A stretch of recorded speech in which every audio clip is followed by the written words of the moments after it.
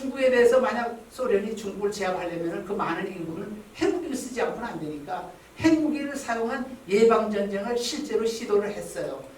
그거를 알려줍니다. 중국에. 그리고 자, 너희가 19년간 한국전에서 우리가 싸우고 나서 이렇게 됐는데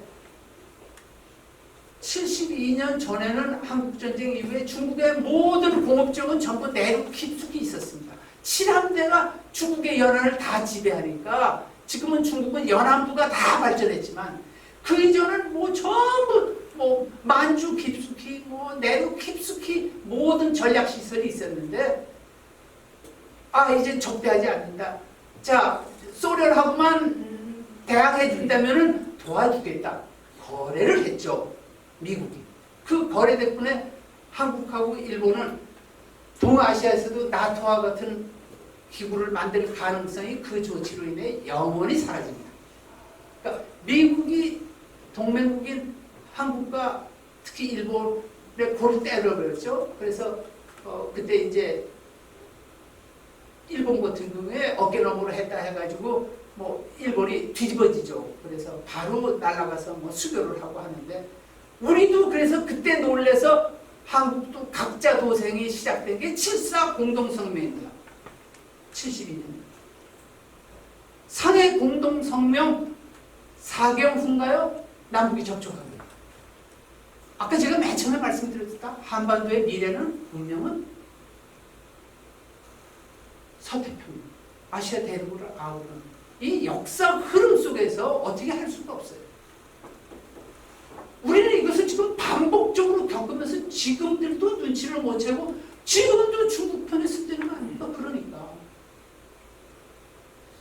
자, 그래서 무슨 뜻이냐면 72년 2월 달에 상해 공동성으로 하나의 중국을 미국은 약속해주고 중국이 요구하는 다음에 중국도 약속을 한다. 우리는 절대로 패권을 추구하지 않고 작은 나라를 뭐 괴롭히지 않고 뭐 대국 행사를 안 하고 쭉 약속하는데 물론 중국은 아무것도 안 지켰죠. 한국에 대해서는 물론 어디도 안 지키면서 전 세계적으로 미국에 대해서만 하나의 중국을 인정하고 지켜요. 뻔뻔스럽게 짝이 없죠. 자기들이 미국에 대해서 그때 상해 공동성명에서 약속했던 그 역사가 바뀌는 그거를 내세운다면 당연히 자기들이 그때 약속했던 패권을 추구하지 않을 것이며 소국들을 괴롭히지 않을 것이며 하는 걸 지켜야죠. 그 작년에 허드슨 연구소에서 펜스 부통령의 연설이 전부 골치죠. 전부 골치 보지 않습니다. 그때 마침내 하나의 중국에서 두 개의 중국이라는 말을 하지 않고 대만은 국가다 해버린 거예요. 즉 다시 말해서 이 아시아 태평양, 인도 태평양 전략 보고서는 우리는 1953년으로 돌아간다 이 소리예요. 1953년으로 돌아간다. 자, 여기서 문제가 왜 휴전선이 생겼습니까? 그때는 제3차 세계대전이라면 핵전쟁이 될까봐 제한전쟁을 했어요. 악에 받쳐서 소련도 핵무기 들고 나오면 곤란하니까. 그래서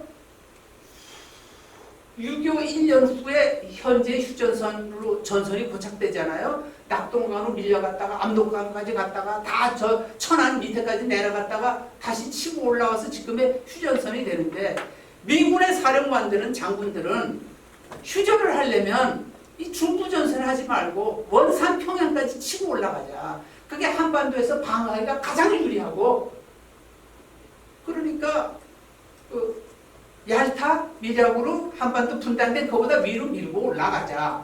그럴 힘이 있었어요. 미국은. 벤플리트 장군 등등이 8군 사령관들은 원산 평양까지 밀고 올라가자고 그러는데 정무적 판단에서 저쪽도 사생결단으로 이게 3차 세계대전으로 확전되면 어떡하냐는 제한 전쟁 때문에 우리는 지금 휴전선이 된 거예요.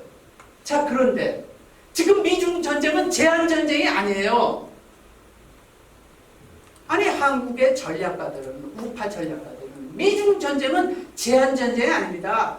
중국을 공산 전체주의를 해체하는 게 목표예요. 전속 체제를 인정하고 적당하게 세력권을 그게 아니에요. 미중 전쟁의 시작은 53년 체제 휴전선의 소멸을 의미하는 겁니다.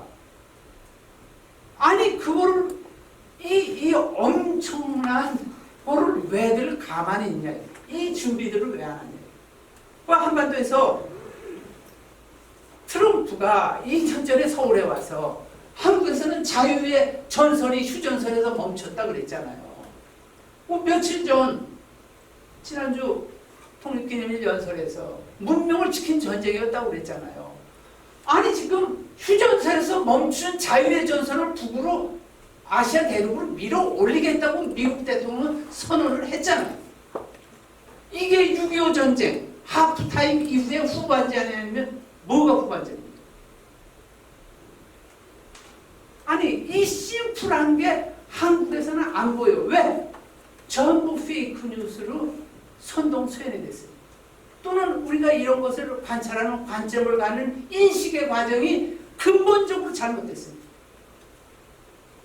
저는 개인적으로 그렇게 생각합니다. 그래서 제가 100% 맞다는 말씀을 드리려고는 아니라 여러분들도 스스로 그렇게 한번 생각을 해보세요.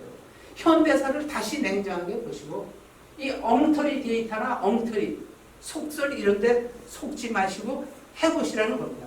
그래서 1972년 체제는 미국이 부정했고 그것은 자동적으로 1953년 휴전체제의 부정이고 이것은 제한전쟁이 아니고 끝을 보는 전쟁이다. 한반도의 중립이 어디 있고 한반도의 타도의 여지가 어디 있습니까? 제가 일본 사람들하고 이런 이야기를 해요. 방송에서 이런 말을 하고 하는데 저분들은 네가 한 말이 틀린 거 오지 않는데 너무 엄청나서 내가 믿을 수 없다 그래요. 여러분들은 어떠실지 모르겠습니다. 자관.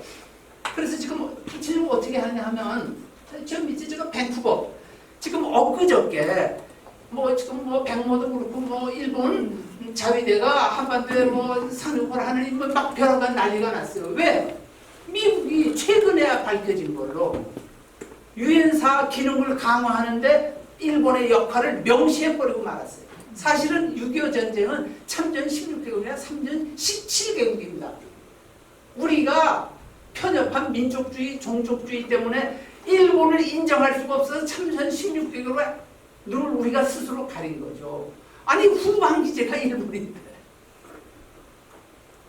또 일본의 해상보안청 등등이 우리 상륙작전 하는데 병력을 보내서 기뢰 소외 작전을 하고 인명희생이 나고 그게 왜 참전이 아니에요? 그러니까 우리는 명명백백한 사실을 인식 과정에서 어떤 선입견과 무엇 때문에 이거는 안 돼 하고 스스로 전부 스크린을 쳐버리면서 60년을 살아온 거예요. 저는 그렇게 생각합니다.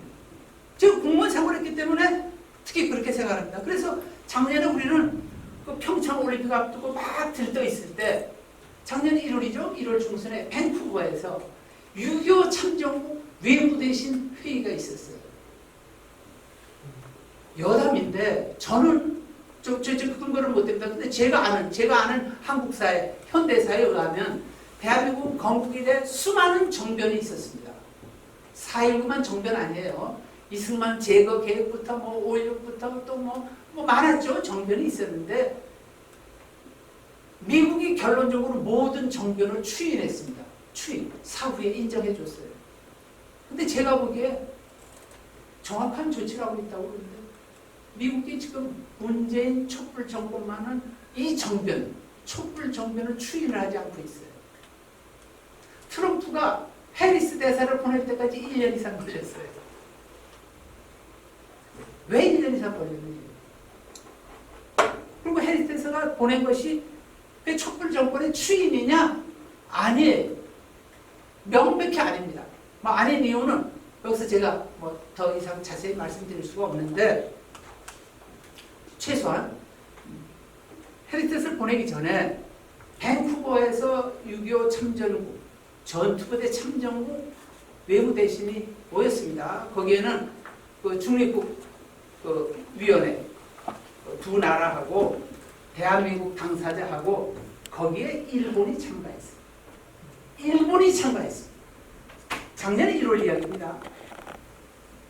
강경화 갔었죠. 강경화 도대체 그게 무슨 회의인지 알고나 돌아가는지 얘가 의문인데 거기서 결정된 것이 해상 차단 작전이 그 직후부터 구체화됩니다. 북한에 한반도 주변에서 해상 차단 작전. 그리고 지금은 이게 사실상의 해상 공세로 발전하고 있어요. 근데 해상 공세를 결정적으로 이게 어떤 게 한국 때문이에요. 한국의 배신. 자, 저쪽을 해상 공세를 할 경우에 한국 해군이, 한국군이 해상 공세에 협력할 것인가 또는 해상 공세를 방해할 것인가, 거기서 물리적 충돌이 나올 수 있는가, 아주 복잡합니다. 한번 된 해상 차단 작전에는 카나다의 잠수함이 여기 와서 합니다. 카나다군 잠수함, 제식 잠수함. 과거의 영연방이었던 오스트레일리아, 뉴질랜드 등등. 거기에 이제 영국, 프랑스의 항모전단이 왔죠. 6.25 참전, 영국 항모전단, 프랑스 항모전단이 동시에 여기 온 건 휴전 후 처음입니다.